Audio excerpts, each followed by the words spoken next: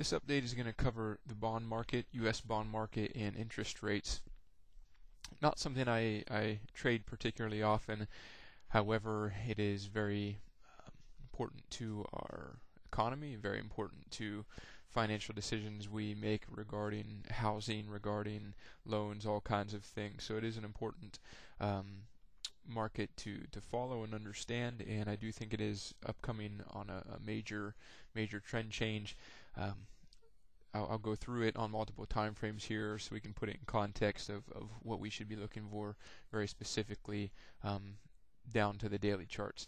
This chart is actually a quarterly chart of the 10-year interest rate. So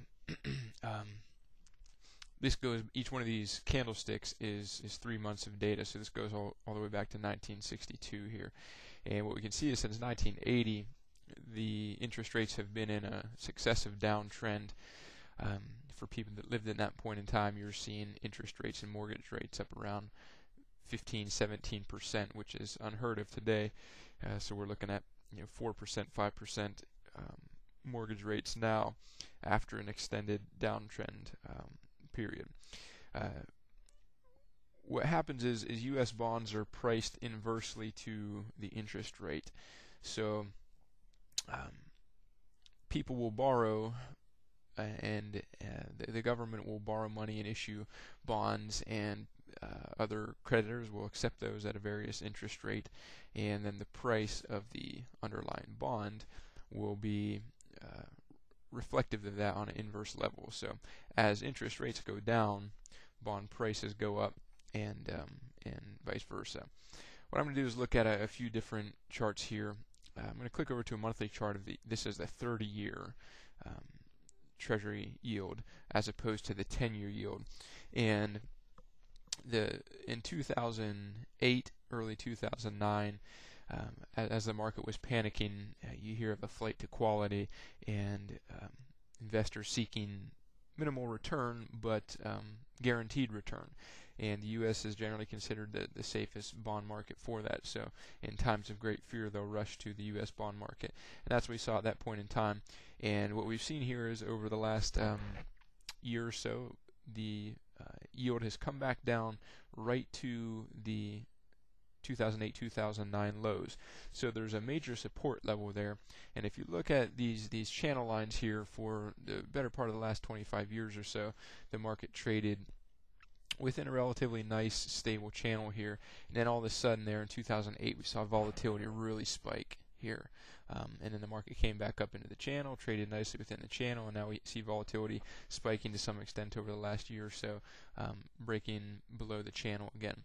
So what I would look for is a break of this 2008-2009 low, and then a potential reversal back above that as being a long-term bottoming signal in the yields, which would be a long-term topping signal in the bonds. So it would be a time to take short positions in the bonds, or possibly put options in the bonds, which I'll get into as we go here. This is the 10-year yield again, and this is a weekly chart as opposed to a monthly chart. So we're moving down the time frames now, and the 10-year yield is actually here's the 2008-2009 lows, and you can see it already broke through that level last year and has made yet further lows again as of this last week or so. What's forming here is potentially a ending diagonal or wedging type of pattern. These can be very, very explosive patterns. So when you see, if anybody is familiar with terminal impulses or ending diagonals in Elliott wave terms, when you see a 1, 2, 3, 4, 5 pattern that wedges and has an overlap in it, so this wave 4 overlaps the wave 2, those end larger trends. So what will very, very often happen is, let's say you see the total time frame of this impulse or wedge, and let's just say it ends here in the next few weeks. It will oftentimes retrace the, I'm going to scroll this over here so you can see this line here. It will often retrace back all the way above the beginning of the pattern, and half the time, sometimes even less, sometimes even a quarter to a third of the time, that it took to form. So that's a very, very explosive move. We could see the rates going from 1.5 all the way back up to 4 in half the time that took to form. So maybe a year or so. That's a huge move. That's an enormous move. So because of that pattern, this does provide a potentially very, very explosive trading opportunity. And what I'm going to do is keep narrowing down here so we can hone in on the time frame. What you can see down here is the MACD study, and the MACD hit a very low level here as of last year in 2011. It has rallied up and not crossed above the 0 line, and has now turned into a bearish cross again. And I like for the MACD to not get back above 0 when you're setting up a trend change and a divergence. So if this market does continue down for say a few weeks and then price reverses back up and regains this low, so price comes down, price comes back up above this level here, and then we see the MACD cross up, that would be a great indication of a larger trend change there.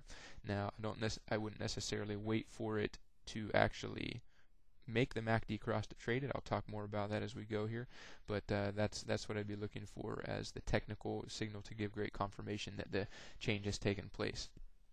Now what I'm going to do is click over to the TLT ETF. So those charts we just looked at were all interest rates. So that was the yield on the bond. Now TLT is a long-term bond fund, so this is going to be bond prices. So the charts are going to look upside down or inverse to the charts we just looked at here. And what you're seeing here is a stochastic chart below here on the TLT ETF, and it is overbought on a monthly time frame. However, there's not really a divergence yet on the monthly time frame, and we don't necessarily have to have that to see a major top or a major bottom, but in any case, we are seeing this market overbought here. You can see previous times when the market was overbought has led to some significant pullbacks in the bond. So that just gives us a general context to say on a larger time frame this market is overbought. What we need to do is narrow down to more of a trading time frame on how to get in on a high risk and reward situation. Low risk, high reward situation. So I'll click over to the TLT Weekly chart so you can see a shorter time frame here. So we can see on a weekly chart the stochastics is overbought and the MACD has just crossed up into a buy signal.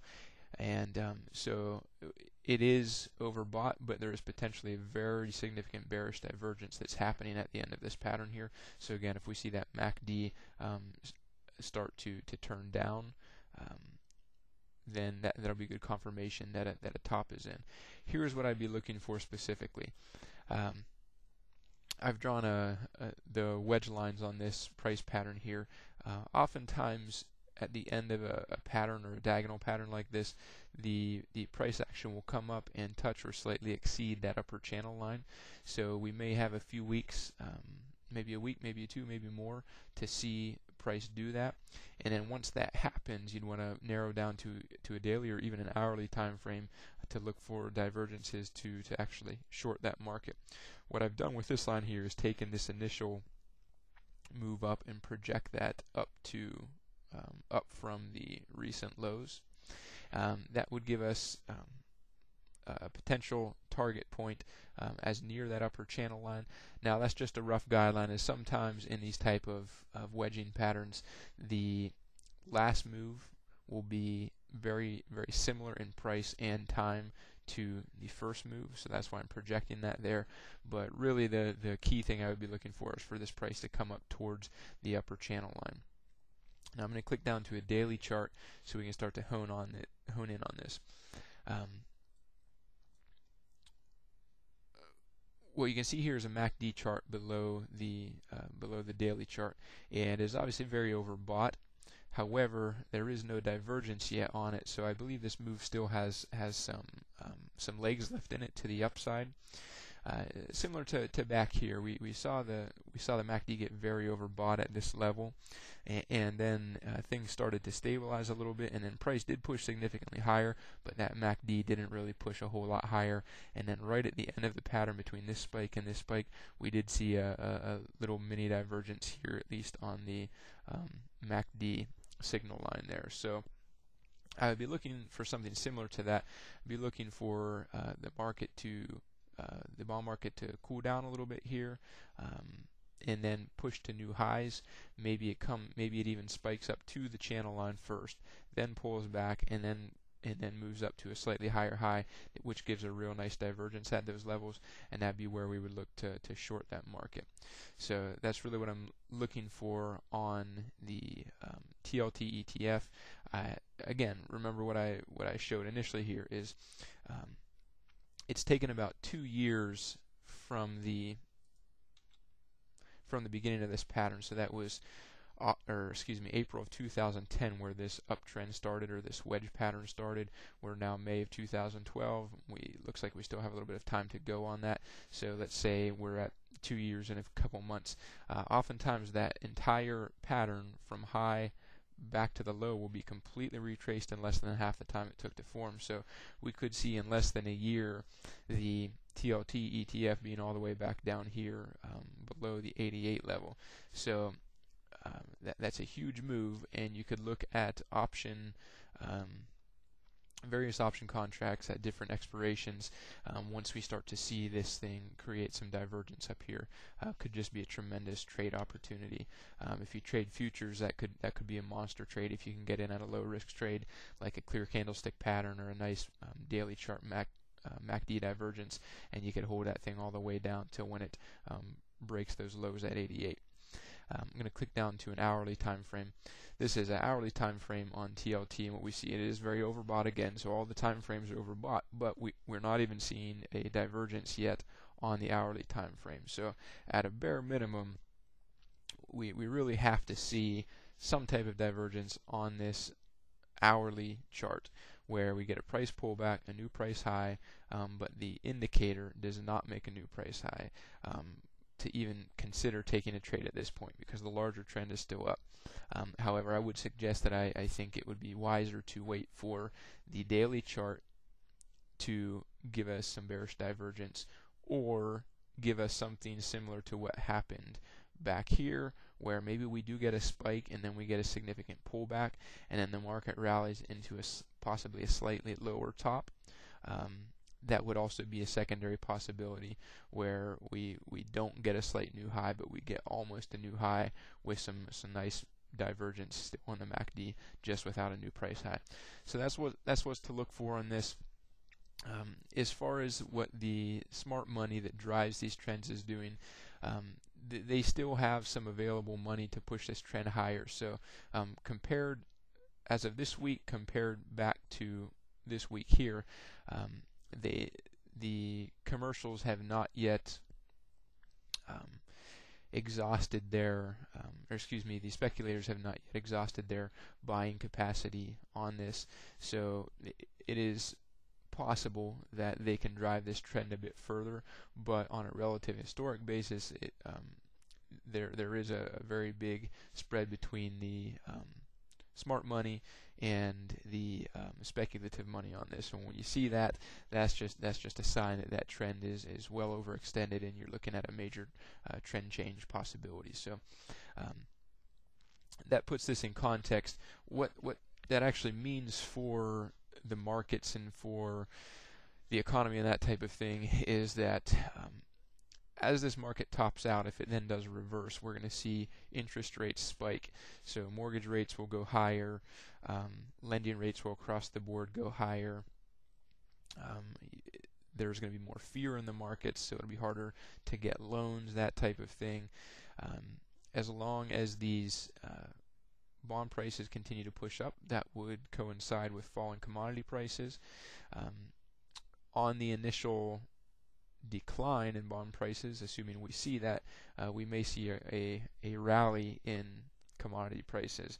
But studying historical crashes both in Japan and the United States in the Great Depression, there were times in the major deflationary periods where the normal coupling or relationship of stocks and bonds and commodities and things broke down, and they all started to decline in tandem, and that's when some of the big crashes actually happened. Is liquidity and credit was just imploding, so there was no money to go to any markets really, and then there was fear of debt and all this thing, so people would flee the bond market in those cases. So that may be something that is very possible, especially considering you have countries over in Europe that may have to leave the currency. There's obviously some major debt issues that hasn't really spread to North America too much yet, and I think the U.S. will probably be, to some extent, the last domino to fall on that. But I think we're entering the psychological phase here where there's going to be a flee away from debt. I think debt is the last bubble.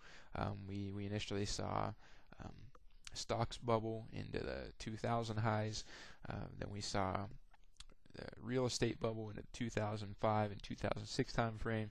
We saw a commodities bubble into 2008, and then again into 2011 here, and we're continuing to see high quality debt instruments bubble here into 2012. So again, when you look at historical major cycles and deflations and things, there's always been one domino goes, then the next one, then the next one, then the next one, until you enter a widespread deflationary phase where typically you have a major deleveraging. You'll have fear, you'll have increasing interest rates, and you'll have all markets that are driven by liquidity. So commodities, stocks, any speculative things like that are all going to decline. So that's the phase I think we're coming up to here over the next year or two, possibly even starting here into the next few weeks or few months. So that's my take on that market. I will update this market as things unfold here, because I think it does present some tremendous trading opportunities. Personally, what I would be looking at is making some put option trades on the TLT ETF. That's all for this update. Have a great weekend.